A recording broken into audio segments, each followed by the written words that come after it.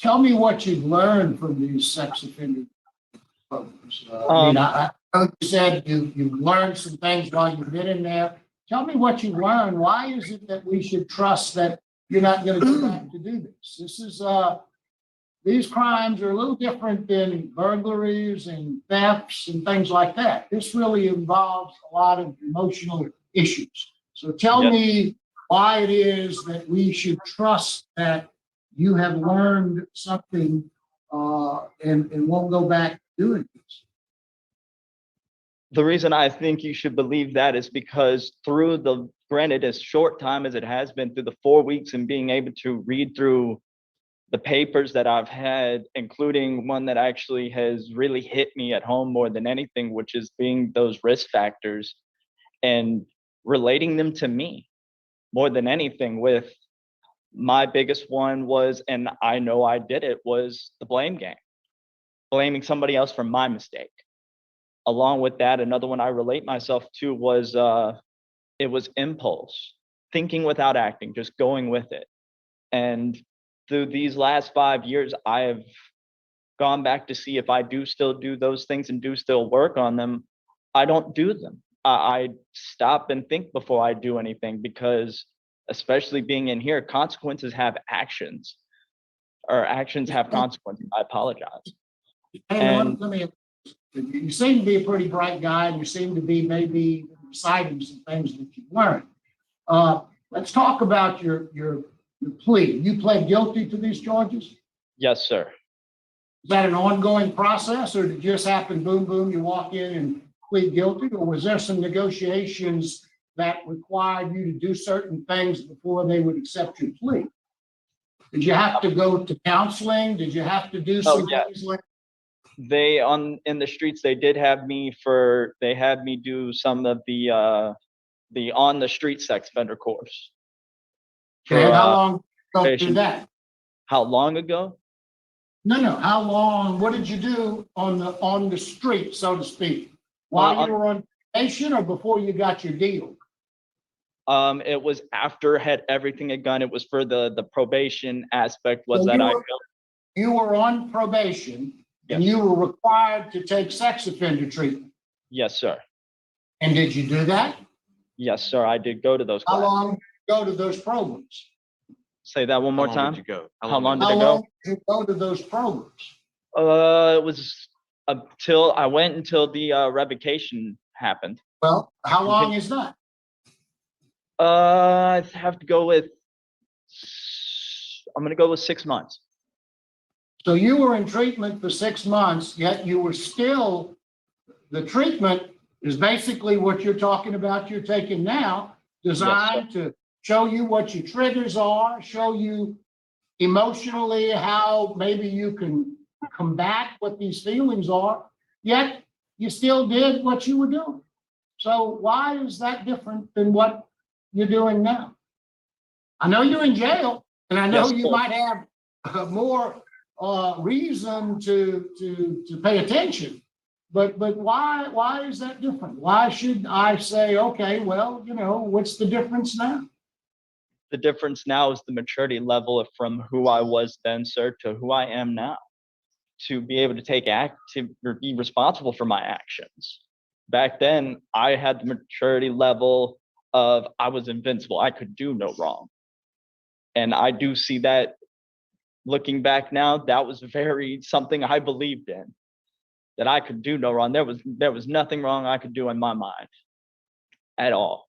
And now I can definitely say that I have a different change in my mindset. Is that because you're in prison now? No, that has actually nothing to do with it. Really, being in here, I can actually. All right, thank you. That's all.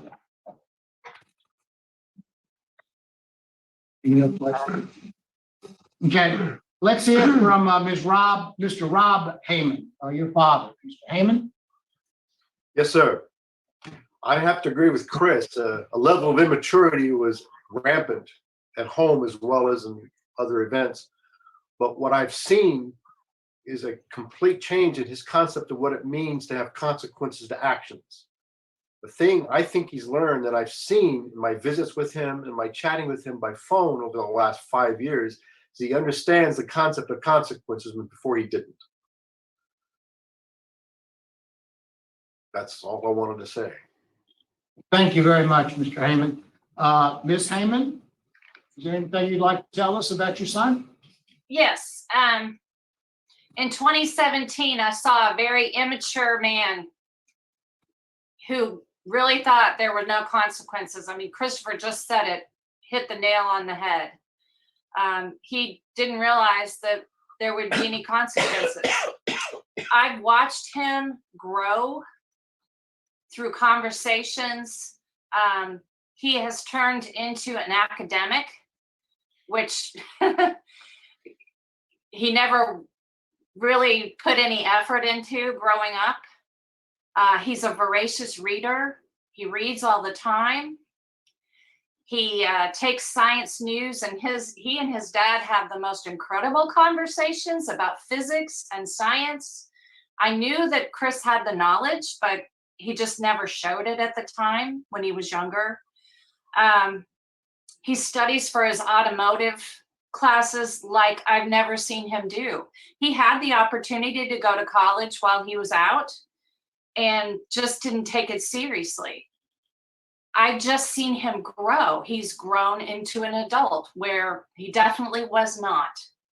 I just have to say he's learned consequences happen. If you do something wrong, there are consequences. So, Thank you very much, Ms. Heyman. We Welcome. appreciate you. Now we'll hear from Ms. Sierra Wilkinson.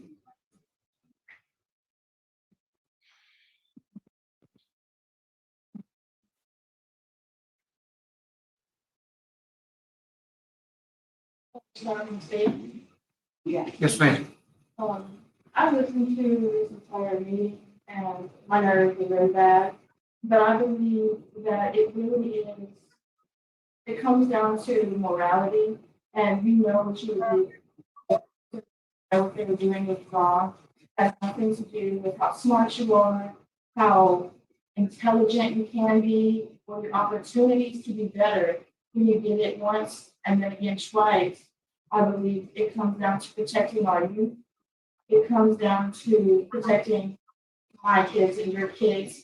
And I believe that even given the opportunity to grow, the only thing he has learned is that if you get caught, there are consequences. I believe that if he does not get caught, he will continue to go on this rampage of destroying our youth.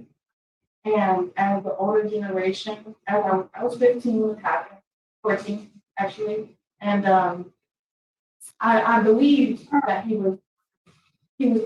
was okay. I'm 21 now, and I can stand here and tell you that I'm disgusted. If my daughter was 14 talking to a 21-year-old, I would not have some nice things to say. I have learned as well. This is an ongoing problem because we don't catch them. And I would just like to say, I do not think it will change, and he will just get better at not getting caught. And I would just like for you to consider your daughter and your granddaughter and any future children that you go into a store, at a library, at your work, myself, when you consider these cases. And that would be it. Thank you. Thank you very much for your comments.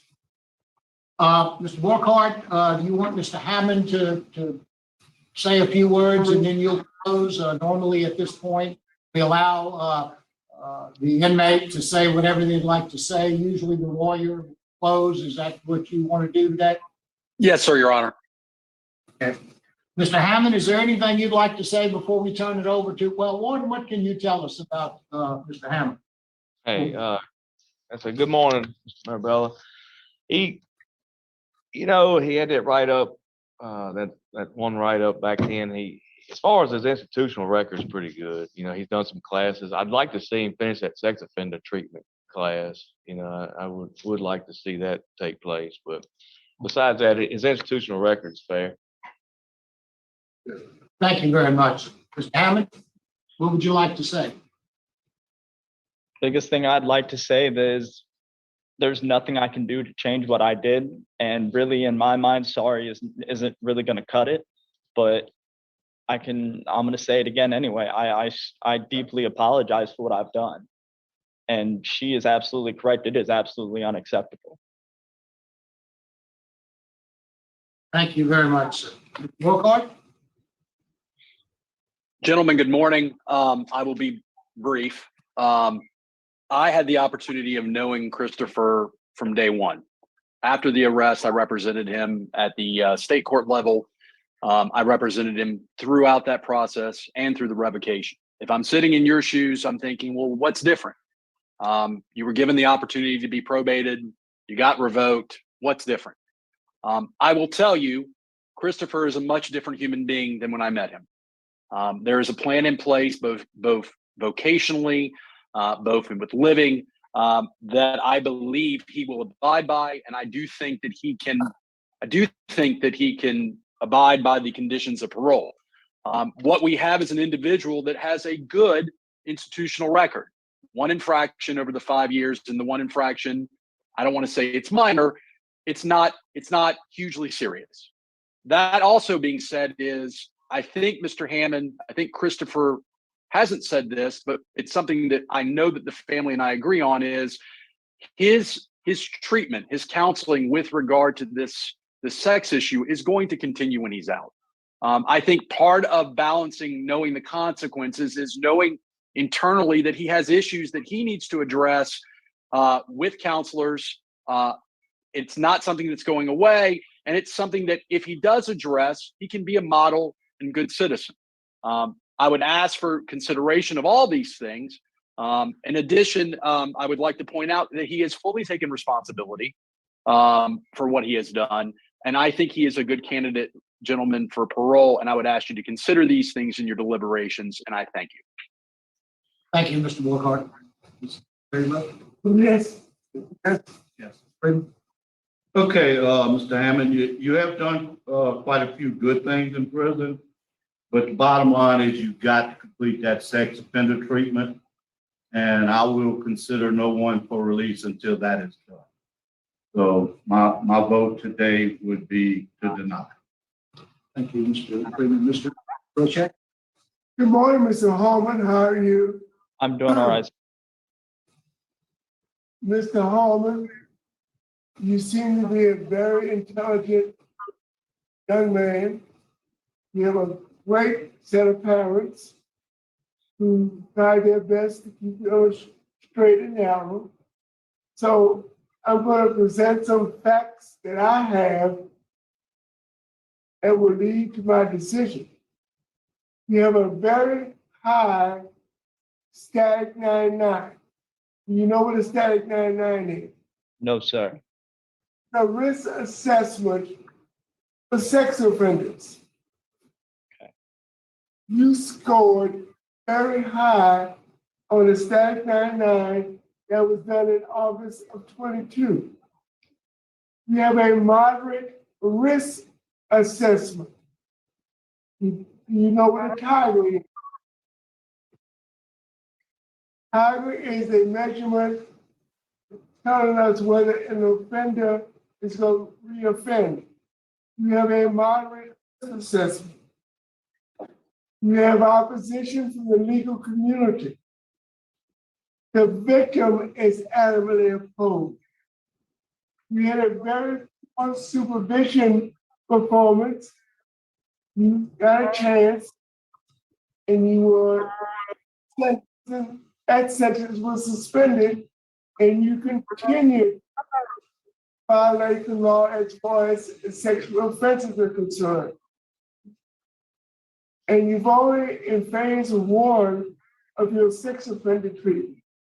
All those facts tell me, and I have no other choice but to deny your request. You should complete that sex offender treatment, and maybe, just maybe, follow the rules and regulations, and it might be different next time. Thank you, Mr. Roshak. Mr. Hammond,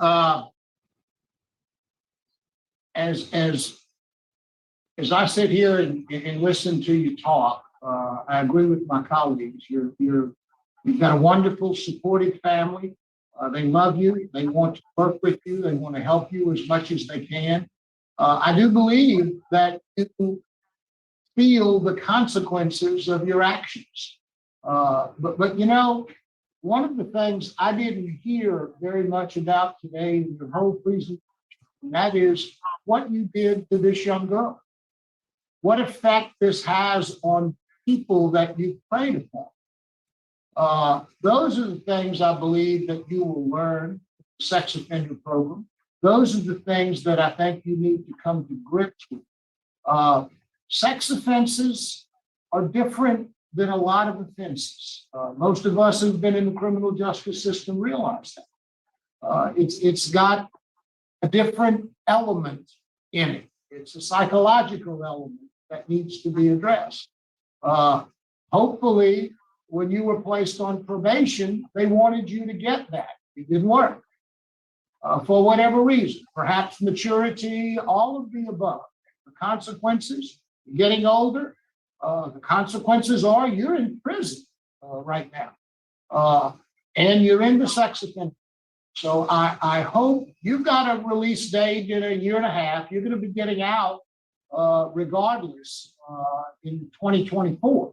I hope you take advantage of the opportunities that you have in that sex offender program and learn and really make sure that you understand those. Because, you know, the next time, if you get out and you commit another offense, you might find yourself, especially if it's something to do with pornography or something like that, you might find yourself going to prison for a long, long time. So I really do hope you take advantage of the opportunity that this program is affording you. So you had 2 votes before I even started talking. So you have been denied today your attempt to get parole. But I think if I'm listening to all of my colleagues and listening to your mom and dad, you've got a lot of support. You've got a lot of people pulling for you. The warden said some very nice things about you. But he also believes, I think, you need to finish that program. And that program is very helpful to you. So good luck to you. We want to see you get out. We want to see you stay out. We want to see society protect you. So good luck to you.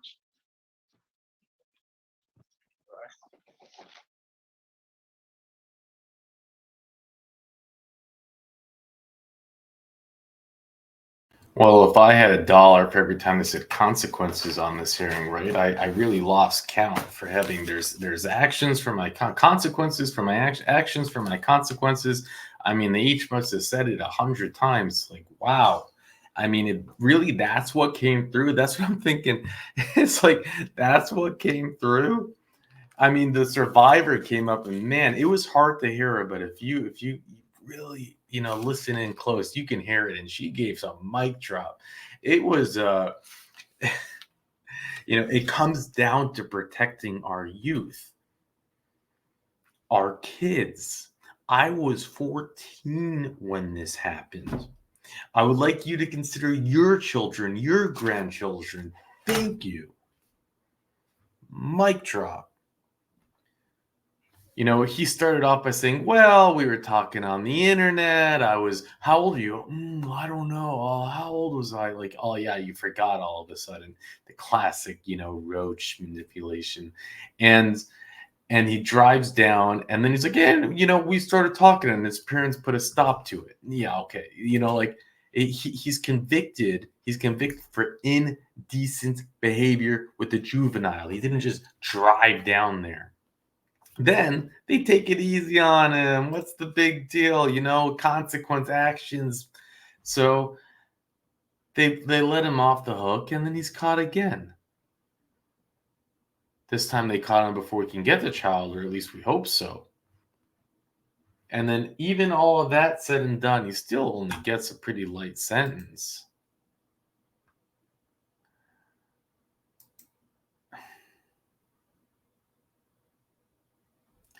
It's just, yeah, you know, I do like the way the board handled this in some ways. I thought that they were, you know, like Mr. Maribel's like, what's changed? He's like, well, now he's like, ah, just stop it. Stop even wasting my time with your gibberish. But it's like there's something, you know, that it was maybe a coincidence that him and his father both said the same mistake about, I realized that there's actions for my consequences. They both said the same thing. Then the mother and the father both go on saying how he knows there's consequences to his actions. And it's like, you know, they look like like sweet parents, you know, like I don't, but it's like, where's the accountability? Like, did they just get lost in like deer in the headlights and couldn't, or is that really all that they're thinking about? There's consequences for your actions. I'm sorry that I'm now saying it a million times, but it's like that's all. So you realize that that you can get caught. You realize that you can get sent to prison. This whole thing felt like a Chris Hansen thing. I wonder how they caught him the second time doing the chat room stuff. If it was a probation officer looking at his devices, or I do wonder. I don't have that information to share with you. What I do have, and thank you, Richard, is his mugshot for his first offense. Look at that. Look at that prince right there. Yeah. I'll spare you. I'll spare you.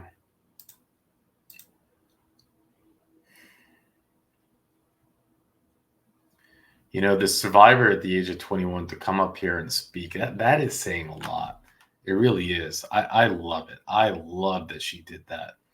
Yeah, you know, she could do everything to put it behind her, but she got up and she gave such a well-rehearsed, well said. I hope you could have heard it because it was great. It's what we say here all the time. What do we have to do to protect our children?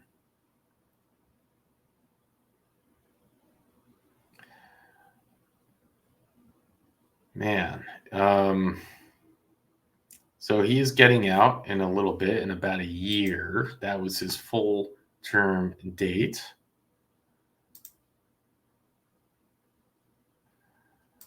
His full term date.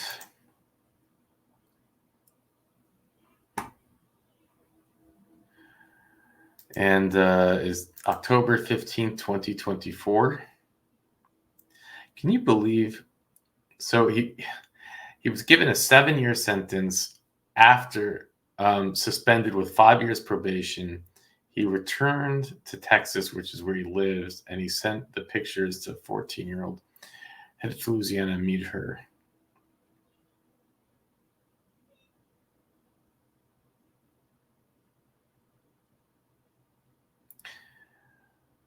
And he has a high Tiger score, which is actually very rare, right? Anyways, I think that overall this was pretty interesting hearing, in the sense that we saw the Louisiana Border Patrols not like swoon over him. They called him out for it, which is very interesting. We just don't see that a lot. And I guess because they saw that he was caught for the second time. And I don't know if we'll get another parole hearing before he gets paroled out. If he does, we'll play it here. But man, I mean, I guess you got to say that a lot of people did their jobs well. You know, the cops caught the parents, I guess, caught him the first time. Then the cops caught him the second time, and then they only gave him a 7-year sentence. But then the parole board denied him, and now he knows that there are actions for his consequences. Sorry, I had to do it. Well, thank you, Richard, for putting this one on top of my inbox to do it. And we're going to move into another couple of hearings that we have done before. Maybe you've seen it already, but with additional information, I wanted to do it again. And buckle up. These are intense. With that, let's jump in.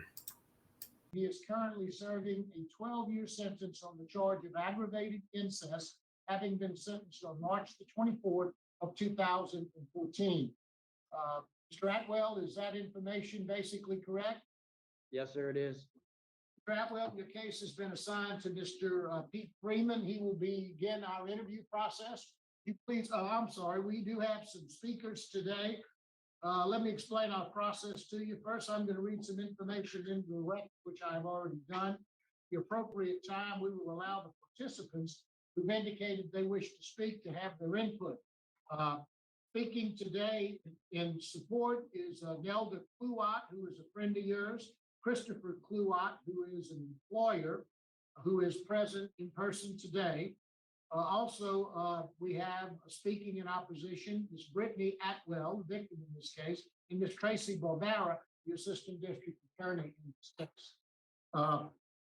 At the end, you'll be allowed to make a brief statement before the board votes. So Mr. Freeman will begin our interview process. Would you answer any questions he may have, Mr. Atwell? Okay, Mr. Atwell, how long have you been in jail on this charge? Roughly almost 10 years. Okay. And how old are you? 44. Okay. What's your educational level? I have a GED and I have a certificate in air conditioning and refrigeration. And what, did you get your GED while you was incarcerated? Yes, sir, I did. Mr. Atwell, you were charged with aggravated incest of your daughter. Can you tell us what went on? Tell us what exactly went on, what happened? Yes, sir. I came home from prison and I had a 13-year-old daughter who I molested for my personal pleasure. This went on for 3 years, 13 to 16. I won't get into the details, but I admit it. I did it. And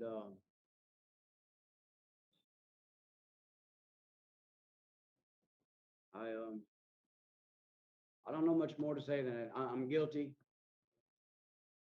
I confess, and I'm sorry it happened, you know. That's all I know to say about that. Was alcohol involved? One time it was, but no, sir, not most of the time. I was not impaired most of the time. There was one time, but I wasn't inebriated. Did you give your daughter stuff to drink I did, yes, sir. on all occasions or just that one time, Just one time. first time? Pardon? Was that the first time? I believe that's the only time I've ever given her alcohol. Okay. You have any other children, Mr. Atwell? No, sir, I don't. You said you was in prison. Were you still under supervision when this started? Yes, sir. It started almost immediately when I came home from prison. Okay. And what you were in prison for? Tell me a little bit about that offense. What happened? What you do? I had 4 counts of armed robbery. I robbed 4 businesses in Baton Rouge. And I was sentenced to 10 years for that. And what about the attempted first-degree murder? You shoot at somebody during one of these armed robberies? I was charged with that, but they dropped that. I didn't do that, but the officer said that I did shoot at him, but they couldn't prove it, and I don't remember doing that. So they had to drop that charge, but I was charged with that at first, yes, sir. You have strong opposition from the DA, the sheriff's office, and the Baton Rouge PD. Do you have any family? What's gonna be your transition plan? Where are you gonna live? How are you gonna stay? My transition will be Chris and Nelda Kluwat. They've been knowing me since I was 19 years old. They've always been there, and I plan on going back home there and residing with them and being employed by the family business, What is that family business? CC chimney sweep and duct cleaning. You have strong victim opposition. Tell me about the classes you took. Which one taught you the most? I think I like anger management the most. That seems to be some of my problems. And I learned through that there's a difference between assertiveness and aggressiveness. I never understood the two. I always thought they were the same thing, but now I realize that I can be assertive. I don't always have to be aggressive. I also learned triggers, to look for things that trigger my anger and self-taught. I think that was another thing I enjoyed about that, is what goes on in your head, what you're thinking. You can have some crazy thoughts up there. And through anger management, I learned to try to control that. Okay. What did you learn in your sex offender classes? I learned a lot. I learned 27 definitions that now that I know the definitions, I can identify what's going on with me. Poor impulse control was one of my biggest problems. Immediate gratification. I learned the two most important questions that I need to ask myself is, do I have access to a victim? And do I have adult supervision? I think those will help me in the future, to keep this from ever happening again, if I just obey those two questions or follow those two questions. Okay. What do you think your actions did to your victim? What kind of toll you think this had on your victim?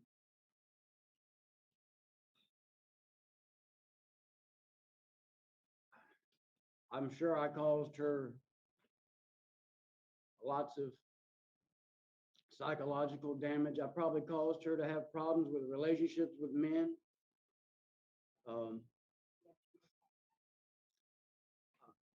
To be forced into doing something that you don't really want to do. I do understand how that feels. And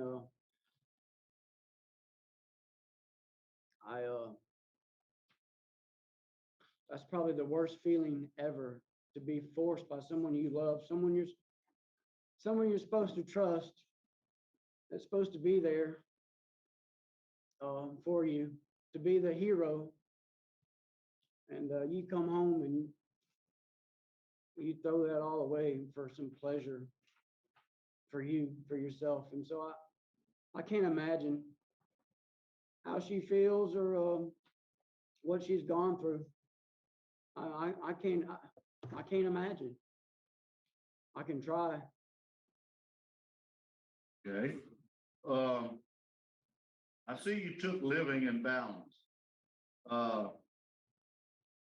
Were you an alcoholic when you were on the street? No, sir. I'm not an alcoholic, but now I know that there's a difference between an addiction and an abuse, and I definitely have abused alcohol. I understand the difference now.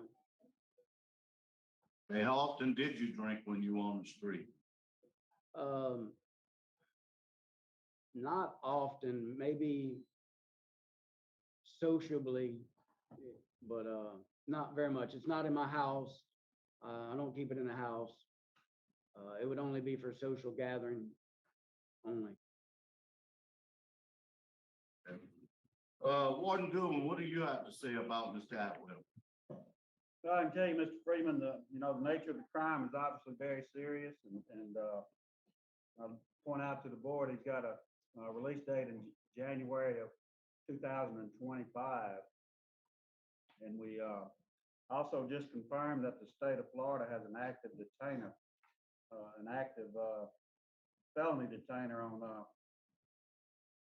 offender Atwell as well. They just contacted us right prior to this hearing and indicated that they will extradite. So, but as far as his institutional record, Mr. Freeman, he's got a good institutional record. He's skilled in air conditioning, refrigeration. He has no disciplinary problems. He works in the kitchen. He has a good work history at the institution. He's taken quite a bit of programming, including the completing all 4 phases of the sex offender programming, as well as the other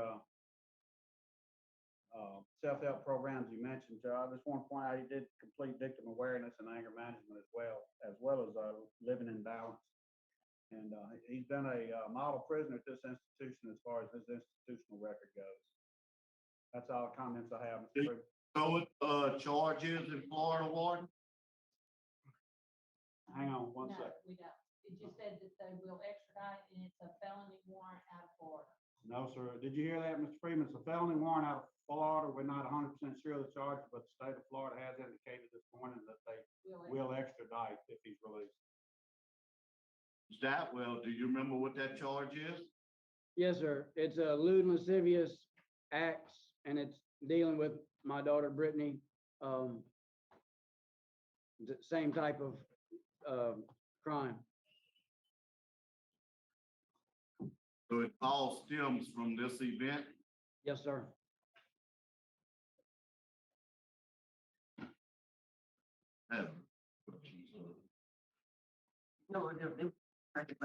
We'll now hear from your supporters. Well, Ward, what can you tell us about Mr. Atwell? Anything further? No, sir. I don't have any other comments. Judge Marabella, I don't, other than the comments I already made, I have nothing to add. Okay, thank you. We'll hear from Ms. Nelda Cluat. Ms. Cluat, are you on with us?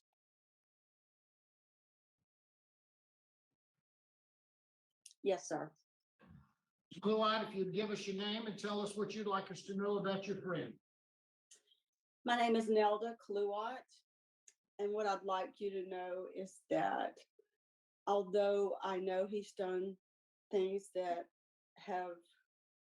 he's sorry for, my hope and prayer is that at some point he becomes instead of a menace to society, he becomes a viable person in society. I believe there's hope for everyone. I believe that all of us have things that we would like to change. My hope and prayer is that there is change and that he becomes the person I believe he can be. I'm grievously moved by this whole situation, but I met him when he was 18, and I believe love can change things, and if love can, I love him. I always say warts and all. And my hope is that Brittany can be healed from this awful things too. So I don't know what else to say, but if support can help, then my husband and I want to be that support. I want him to get maybe additional counseling. I want him to be productive because that's the hope I have for everyone. And somehow at the end of your life, you hope you made a difference. And we hired him with the idea, maybe we could make a difference. And I'm not giving up on him. Thank you very much, Ms. Cluat. We appreciate your comments. Mr. Christopher Cluat? Mr. Cluat, if you go up to that podium there and just give us your name and tell us what you'd like us to know, please. My name is Christopher H. Cluat. I know where to start. I reiterated now said accepted from Jason or Eric since he was young. We met him in church. He was playing drums. God spoke to us, told him that you need to hire this man for your business. He's been a model this employee. Incarcerated before.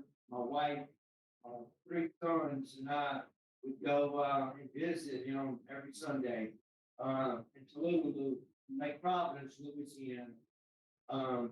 Part of our family, from the day we met him.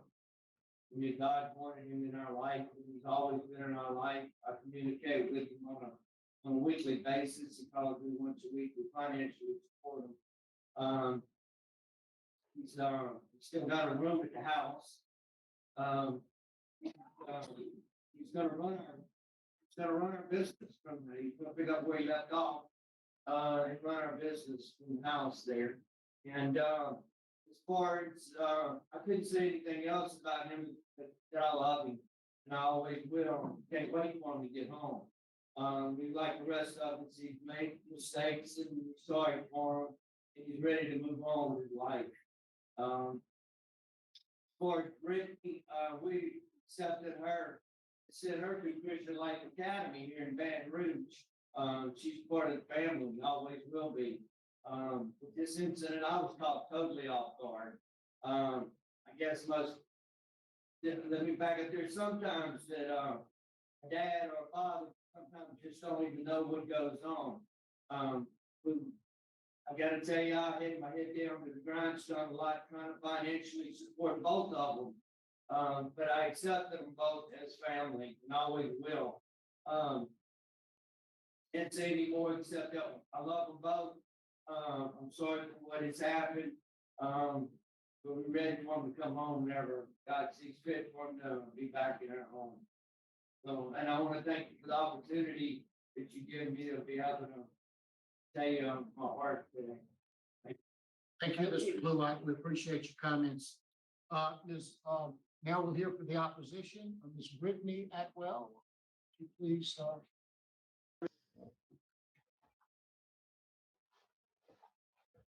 I'm here. okay. Ms. Atwell, if you'll just tell us what you'd like us to know.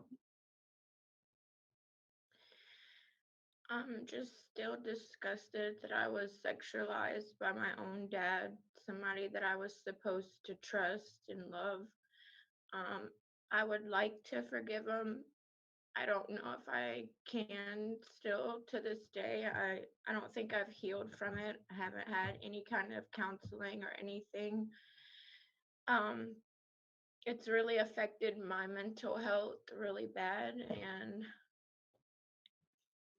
I mean, I don't really know what else to really say. Thank you very much.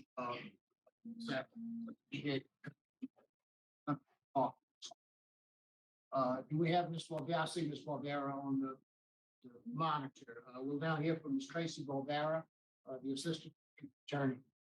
Good morning. Good morning. Quite frankly, members of the board, I think this is a prime example of a situation where the egregious nature of what this man did needs to outweigh any positive thing he has done while incarcerated. He has an out date. It's only 2 years away.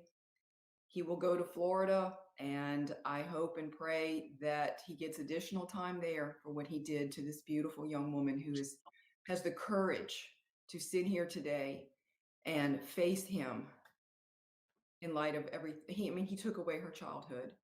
And again, I'll just reiterate it. I think it's a situation where what he did just has to outweigh any of the positive things he's done in prison.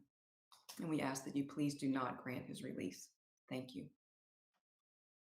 Thank you. Mr. Atwell, is there anything you'd like to say before the board votes? Yes, sir. I know I can't address the victim, I know that. But to the board, I'd like to say, I've never been given a chance. She's more than a victim, she's my daughter. And I know I failed. I had my selfish ideas going on. I could only see myself, and I am so sorry. I want the board to know that I'm okay with doing another 2 years because I want her to heal. When I hear that she hasn't had counseling yet, I've fallen in love with counseling here and it's helped me. There's things I didn't even know about. I was very ignorant, and that hurts me that she hasn't got counseling yet. She needs that. And I don't have a problem doing another 2 years, and I know I have to go to Florida. The only thing I want her to know, or to the board, I'm not trying to address her directly. Words are not enough to say I'm sorry. I can't take it back. I wish I could. All I can do now is I have actions. I have to try to show how I've changed. I want to be a better person. I don't want to be this monster. She needed me. She just lost her mother, and I came home to be a pervert. And she needed me, and I failed. And I'm better than that. I can be better than that. I will be better than that. I can come back to Baton Rouge and be a productive citizen. I want to be involved in my community.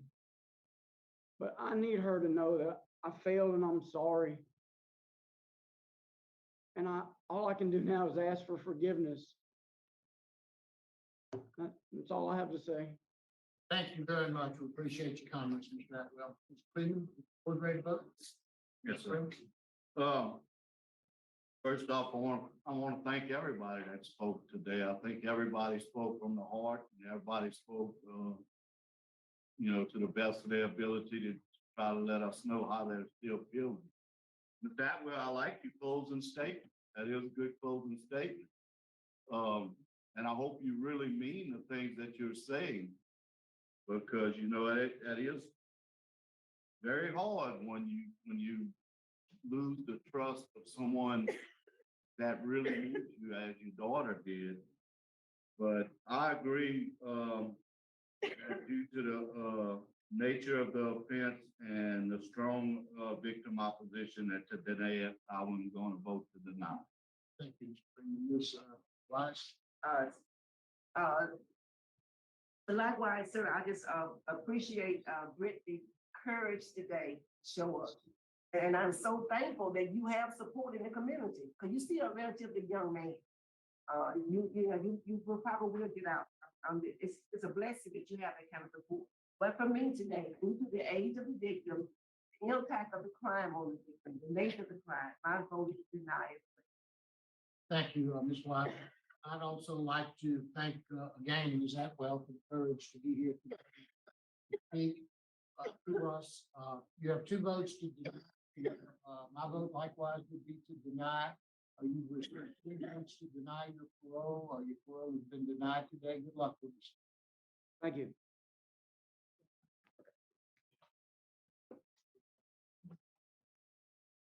Monsters do exist.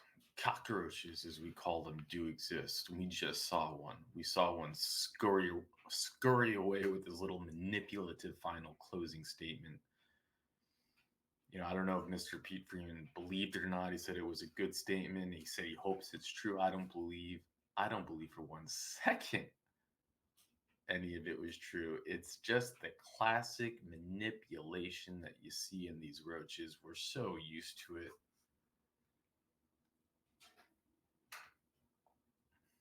I'll show you this in a second. To think that he had that long record of 3 armed robberies and shooting at a police officer, which it says in that article did happen. For whatever reason, they didn't drop the charges because they didn't have proof. Please. It's the weak DA that dropped the charges, sent him home early to go back to his 13-year-old daughter. Can you even imagine a scenario where this poor girl loses her mother when she's 13? Only to have the scumbag cockroach immediately, the moment he gets back out of prison, what does he do? What does he do? His own words. I came home from prison and there's a 13-year-old there. I have a 13-year-old daughter. It immediately started to happen. From 13 to 16 years old, 3 years. 3 years. He was on the run hiding when they caught him.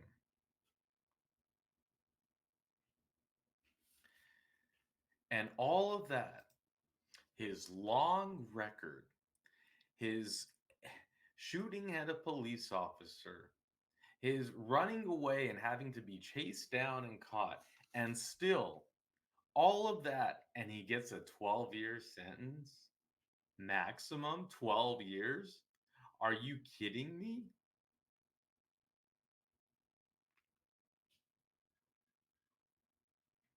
Are you kidding me? He's convicted of sexually assaulting his 13-year-old daughter for 3 years. Explain a 12-year sentence to me. Explain why he is not in prison for life. You can't, because it doesn't make any sense. What was the reason? They didn't want to go to trial? We see that the survivor's willing to get up in front of people and speak the truth. Don't buy into that crap that they like to tell us, okay? I don't buy any of it. We have seen plenty of times where the survivor comes up and they will say, I wanted a trial. I wanted to send them away for the max, but the DA wouldn't allow it. Now, Tracy Barbera, I love her. She is my favorite ADA, and I don't believe for a second that she had anything to do with the sentencing of this case. We have only seen her as a rock star in every single one of the cases that she shows up to speak on behalf of the survivors. But the idea that they would have just thrown a little slap on the wrist sentence for something that they should have gone the max. Now, it's sad to tell you that the max is only 20 years. You might say, what? The max for incest, aggravated incest of a child is only 20 years? Yeah, that's Louisiana. That's the legislation. That's how it's written. Here it is. Aggravated, right? The person is under the age of 18. Wow, but 13, okay. It can be any of those relatives, right? Now, a person convicted of this crime shall not exceed a $50,000 fine or be imprisoned with or without hard labor for a term not less than 5 years, which, by the way, that just shows they allow in their own laws, they allow for a judge to say, you did this, you can get a 5-year sentence. But not more than 20 years. There you have it. Louisiana will give you a longer sentence for possession with intent to distribute 28 grams of the devil's lettuce than for doing this to your 13-year-old daughter for 3 years.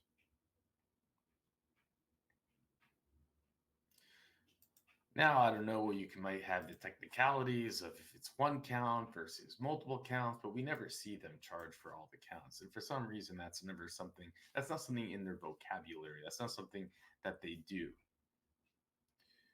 We've never, they could have charged him for every single time for 3 years. They could have thrown away the key. They could have run those sentences consecutively. But they don't, because they don't care about their children. Now, in this case, the silver lining might be is that he's going to be sent to Florida, and I do believe Florida is going to take care of him. And I'll keep you posted on that because that is happening soon. This hearing took place. Hold on one second. On December of 2022. And he's going to be delivered to Florida in 2025, January 17th, 2025. So, in basically a year. And when he does, we'll keep you posted on it. We'll keep you posted. Now, the only thing that's worse, maybe not worse, actually, I shouldn't say worse, maybe just as bad as this roach, is his supporters. You gotta be nuts. You hear the woman come there and say, oh, I met him when he was 19 and he's so great and we love him and we're going to support him. And it's like, are you mad? His daughter is here in opposition. You're going to take his side? You're going to talk about things like giving other chances and all for like, so he can get out 2 years early? You know, crazy people exist. You're going to then employ him in your cleaning business so he can walk into other people's homes?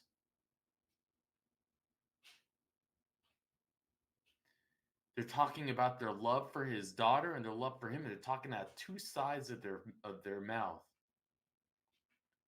They're pathetic. They are sick. It's the strangest thing, but we see it so often in these parole hearings.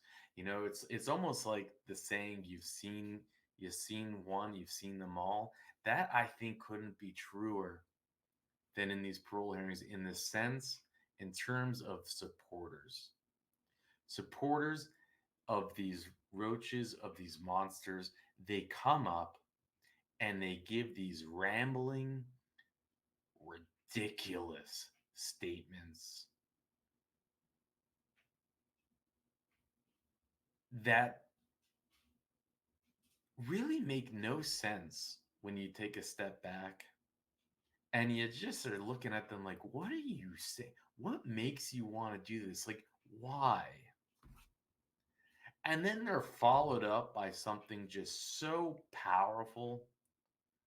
They're always followed up by the survivor who just says it as it is.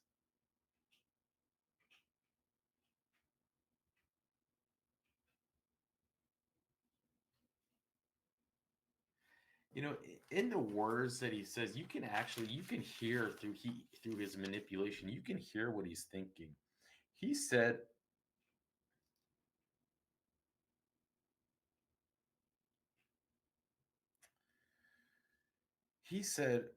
no one should force someone to do something that they don't really want to do.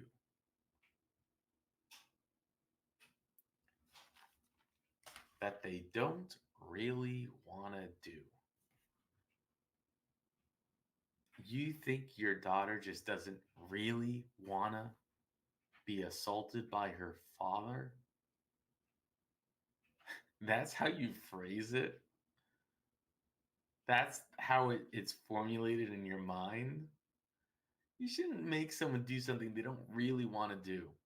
That's what you say when, you know, you're going to go on a date night and maybe you have to compromise and, you know, they don't really want to go see that movie, but you'll do it for the sake of the relationship.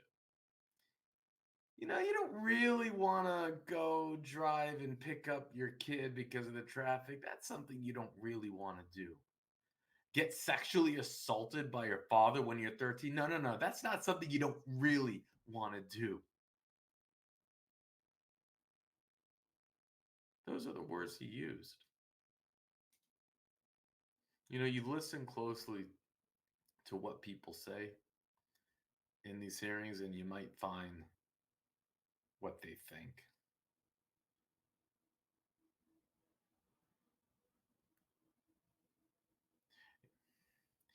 And the insult to injury is that he gets this little tap on the wrist sentence. You can't make it up. Now, I said I'd show you that article. Thank you, Richard, for providing this and also encouraging me to redo this hearing. If you there's a good chance you've already seen this on my channel, but I did it when I first started. And I'm going to try to redo some of the notable ones. Fugitive wanted for lewd and lascivious aggravated is captured. 34-year-old Louisiana man was arrested last week on an outstanding warrant. Eric was wanted on an outstanding warrant for aggravated incest from Louisiana, in addition to his Florida charges when he was captured by the United States Marshal Fugitive Task Force, operating out of Baton Rouge, Louisiana, with assistance from the Santa Rosa County Sheriff's Office. The Baton Rouge man has an extensive criminal history, including attempted, see, they say that's including, right? Attempted homicide on a law enforcement officer stemming from a high-speed chase where Atwell shot at officers at the end of the pursuit, according to the sheriff's press release. Atwell was aware of the existence of his warrants and was actively avoiding apprehension by law enforcement, the release said. Atwell allegedly told someone he was not going to return to prison and that he would not be taken alive, but he was, because he's a roach. He could have done us all a favor. Task force officers assigned to the United States Marshal Service Fugitive Task Force and Santa Rosa County Sheriff Office coordinated their efforts with Louisiana counterparts, and through an investigation, it was believed that Atwell was still in Louisiana.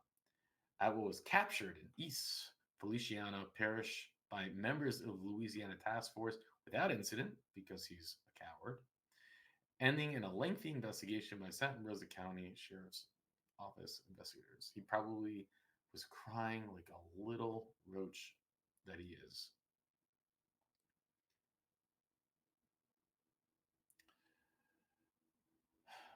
When his court process in Louisiana is complete, he'll be extradited to Florida to answer for his outstanding charges there. And man, I cannot wait to see the sentence that they give him there. They don't take this stuff lightly. They do. But there you have it. There you have it. You probably wouldn't believe it if you didn't see it, but now you did. And with that, I'll let you go. All right. David Lund, DOC number 131501. You're a fourth class offender. Parole eligibility date 3/14/2023. Good time date 4/1/2041. Full term 12/14/2042. 4 years, 5 months, 7-day sentence. You're simple burglary 2 counts. Attempted second-degree kidnapping 2 counts. Molestation of a juvenile, aggravated battery, and abusive behavior with a juvenile. Does that sound correct? Yes. Okay, and we have, at the appropriate time they can speak in opposition, we have Ms. Michelle Strauss. We have Mr. Richard Strauss. We have Brittany Jones and Philip Atkins. And at the appropriate time, they'll make a statement. Okay, you understand? Yes. Okay, would you answer Mr. Pearlwise's question, please? Good morning. Good morning. How old are you, sir, for the record? Call out for the record. 63, How long you been in jail? 20 years. 20 years. 20 years on a 40-year sentence, right? Yes. What do you do every day? I work in the kitchen. Work where? I work in the kitchen. What do you do? I do the front floor and the dining room. Oh, okay. Okay. So you like an orderly work? Yes. Okay. Are you being followed by mental health? No. Are you on any medication? Yes. What are you on mental health medication? What kind of medication are you on? Oh, I don't take no medication. You're not on any medication? Okay. I do want to inform you there's law enforcement opposition to your early release. I just want to put that on the record. And when look at your supervision history, each time you were on supervision, you were revoked for a new charge of a crime against person. That's very concerning. So what will be different this time if you're successful today? Because I've taken self-help programs. Okay. To make a better life. It changed my way of thinking. And which self-help program changed your way of thinking? Anger management, cages to raise, substance abuse, and character counts. Okay, well, I didn't see all those in the record. Okay, good, good. What about sex offender treatment?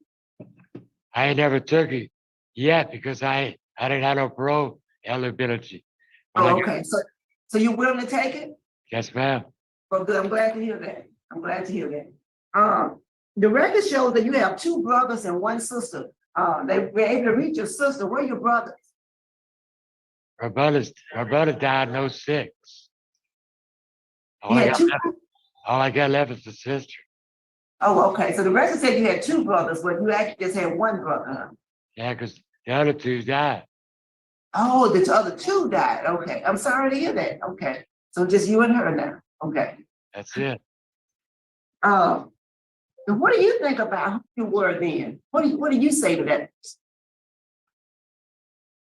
Again, The person that you were when you committed all these crimes, who were you? What do you say? What would you say to that person now? And now that you've changed your way of thinking, I was out of my mind. I was out of control. were you under the influence of anything? Alcohol. Alcohol. What age did the alcohol start? Alcohol start. 19. Okay, age 19. And I see you got your house set right in 1991. Yes, ma'am. Did you realize you could do it? Did you realize you were that smart? I didn't think so, but I'm glad I was, though. Yeah, good. Congratulations on that. They don't give those away. That's a good accomplishment. Thank you. Are you interested in any kind of trade going forward? Well, I got trades. I do electrical work. I'm a pipe fitter helper. Okay. I do mechanics and stuff like that. Okay, good. You already got that. All right, well, thank you for answering my question. That's all I had. Warden, what you want to tell us? Not much on him. Like he said, he hadn't taken that sex offender treatment, and the rest of the record speaks for itself. Thank you. All right, we'll hear from Michelle Strauss. Would you like to make a statement?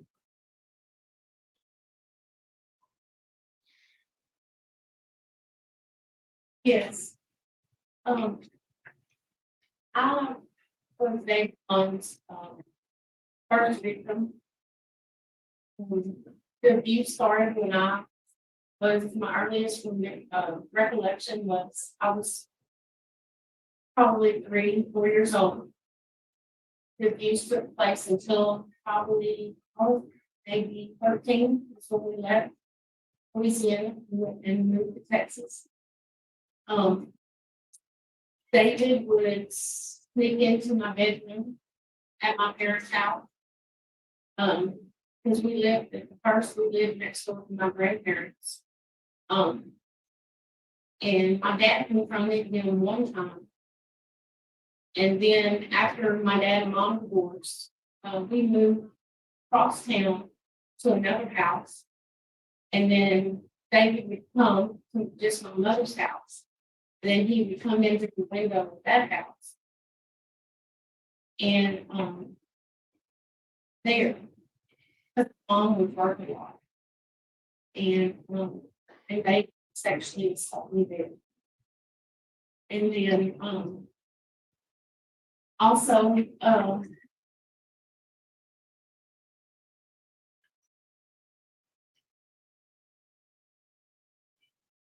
I would have to ride the school bus home to my grandparents' house in the evening.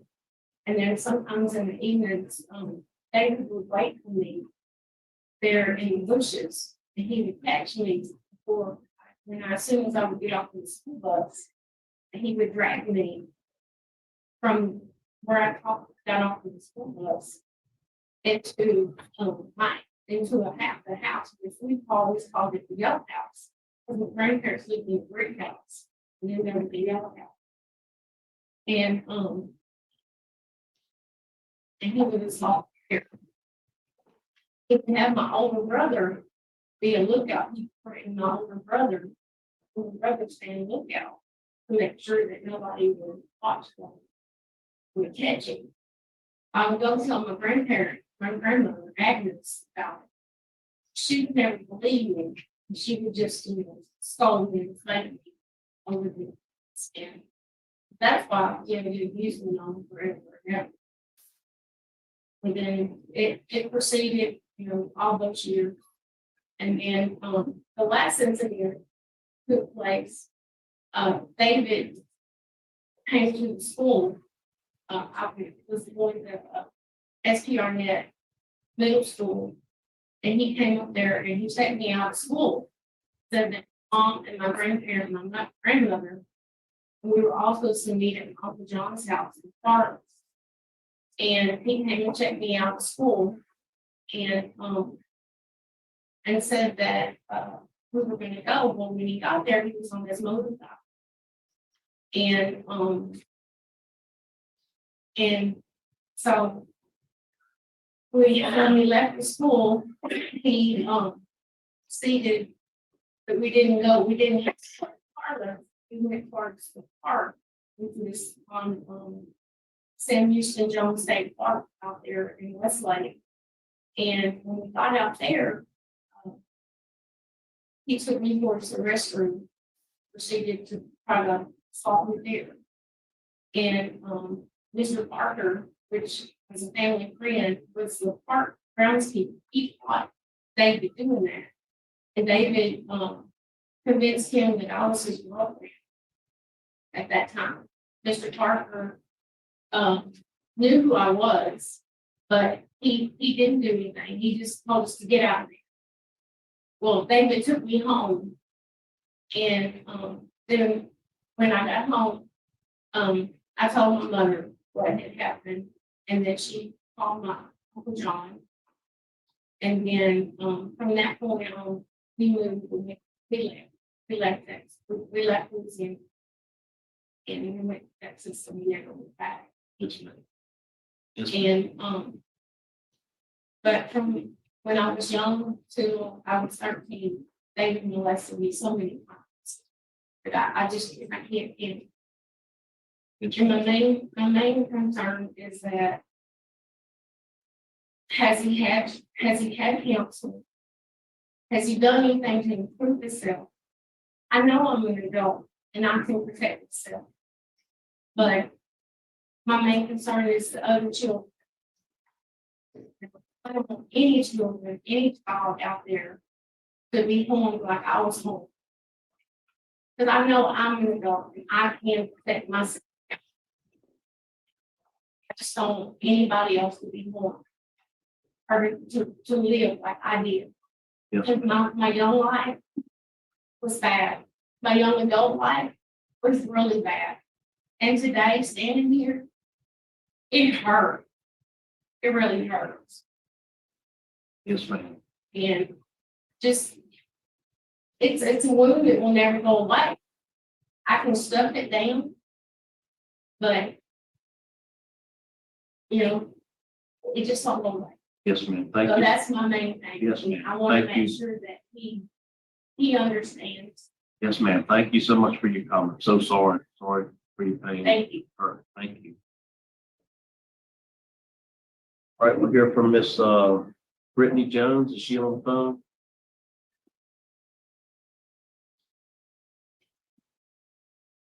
No. Yes, I'm Go here. ahead. Go back to brief statement, Miss Brittany. Yes. I don't believe that David Lund should get parole. I still live with what he did to me whenever I was so young. And I know that he tried to do the same to many of my family members. And frankly, in my adult life, I got my husband to install a security system for that sole purpose because, it still haunts me. So I don't think he should get parole. Okay, thank you so much for your comment. Thank you. Ms. Samantha, would you like to make a statement? Yes. You can just stay up there and make a brief statement. Yes, ma'am. We have Samantha Pousson and Michael Pousson. Go ahead and make a brief statement. Yes, ma'am. My daughter's called, well, she goes, well,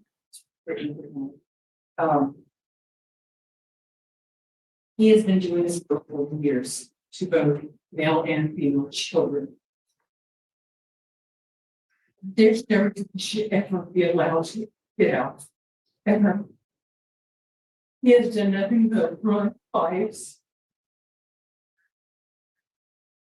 My daughter's never been the same. Nor anybody else that knows like me.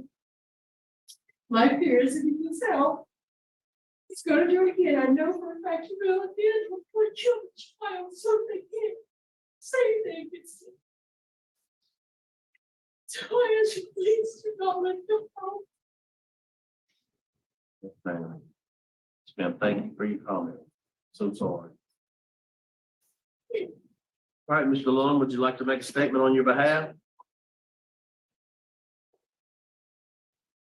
All I can say, I'm a changed person from where I was then. All right. All right, thank you. Come prepared to vote, Ms. Yes, Wise? yes. To the victims, I really, thank you all for your participation today. I just, it's very important that you're here, and I want you to know that you're doing a lot better than you think you are. You're courageous, you're strong, you're an overcomer. You already have overcome. Mr. David, for me today, my vote isn't denied. You need more programs. You need a sex offender treatment program. You need substance. You need more long-term substance abuse treatment program. You need victim awareness. And as you can see, the impact of your crime on the victims, the age of the victims. For that reason, my vote isn't denied. Mr. Barbella? Thank you, Mr. Chairman. I'd like to also thank Ms. Strauss, Ms. Jones, and Ms. Tucson for the courage to come here today and speak. My vote, likewise, Mr. Lund, is to deny. You absolutely need sex offender treatment. You need to really understand the damage that you have caused by all of the crimes. You sound like you're on the right track, you're not there. So good luck to you. All right, 2 votes to deny. I'm also going to vote to deny your parole for the same reason stated. You need sex offender treatment, law enforcement opposition, victim opposition. 3 votes to deny. Today, your parole's been denied. Good luck to you. Thank you.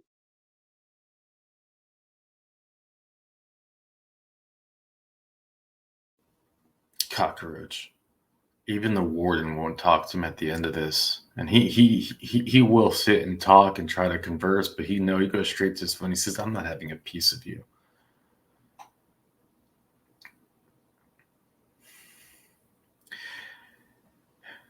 I get so fired up listening to this, but what even enrages me, I don't know, more or as equally, is Brennan Kelsey, the judge in the middle, how he's literally rushing the survivor as she is telling a story from hell.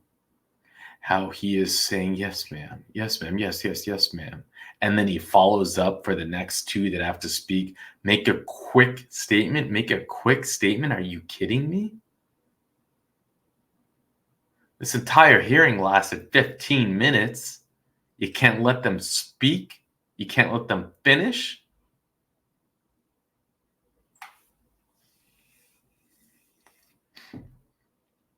If you wonder what qualifies Mr. Kelsey to be a parole board member, the answer is absolutely nothing. He's a physical therapist. That's what he does for a living. That is all he has done for a living. For some reason, that does qualify you to be a parole board member. Although the position is anyways just selected by the governor. He probably has been the governor's physical therapist.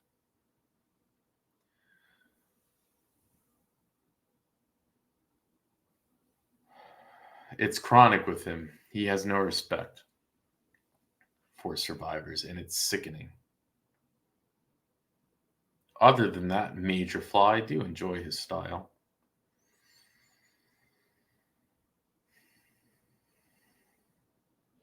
You listen to the survivor talk about how he would sneak into her room. He would sneak into her bed.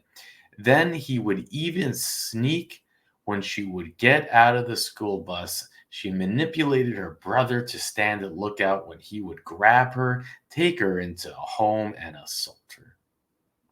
This girl had to live in fear of the real life boogeyman who would sneak into her room, who would grab her from the school bus. That was her life.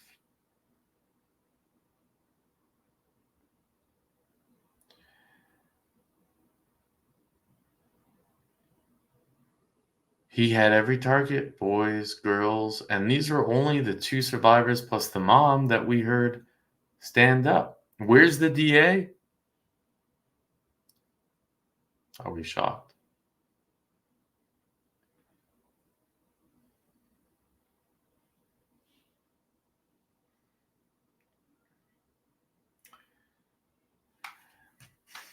You know what's sick?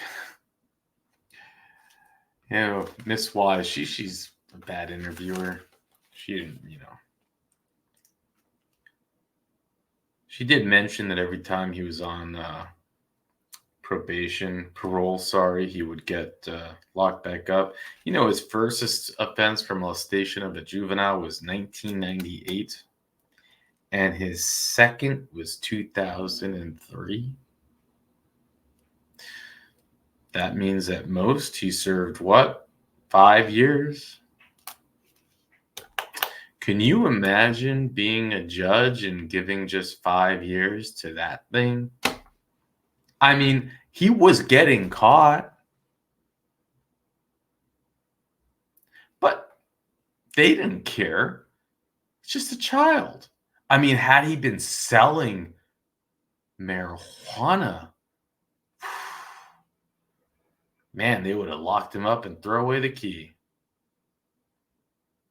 Had he stolen a purse, forget about it. Robbed a bank, see ya. Just a child, who cares? Besides, they have low risk scores. You know, monsters exist, roaches exist. They are this way, who knows why? But the system that's in place to protect our children, there's no excuse for them allowing something like that to get back onto the street and to get back onto the street and then to have a parole hearing after 20 years for doing this, which is a lot. Louisiana, I mean, they did a good job of giving him 40 years. We don't see that very often.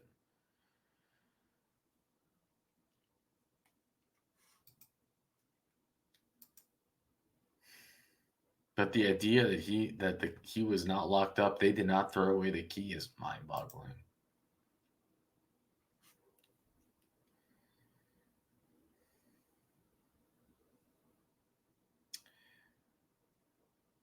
You probably wouldn't believe it if you didn't see it. This hearing really shakes me. It just shakes me. And what's scary is that if he does take programs and he shows up and he's like, I took my programs, they might actually parole him. That's scary. Think about that.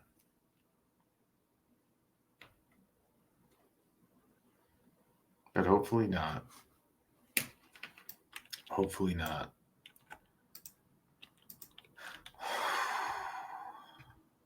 I feel anxious. His good time date is 2041. So, at his age,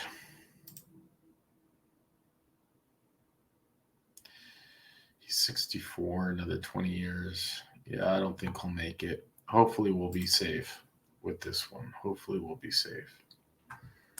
With that, I'll let you go.